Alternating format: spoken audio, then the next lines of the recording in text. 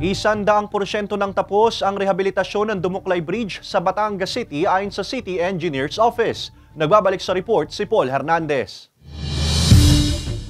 7 barangay ang nakikinabang sa Dumuklay Bridge sa Batangas City. Malaking alwana sa mga motorista ang pagsasaayos nito. Mapatricycle, motorsiklo, jeepney at mga private vehicle. 10 toneladang bigat lang ng sasakyan ang papayagang tumawid sa tulay. Naikabit na ang huling weight limit signage sa kabilang dulo ng Dumuklay Bridge. Pero tila hindi mapapansin ang paalalang yan sa bahaging ito. Natatakpan kasi ito ng temporary shelter. Kasi kumbaga yung liabilities ng tulay na yon nasa contractor pa din. Kaya meron pa rin natira po doon na mga manggagawa. Kaya hindi pa inaalis.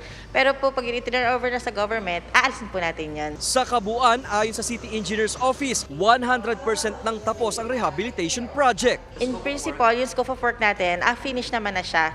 Cleaning of site na lang, 100% na siya.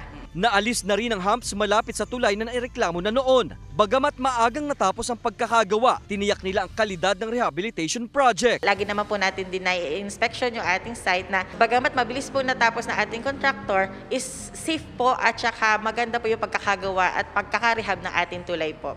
Pinakukumpleto na ng City LGU sa project contractor ang lahat ng mga dokumentong kailangang maisumite sa opisina. Kasama si Kel Ravaca, Paul Hernandez, Balitang Southern Tagalog.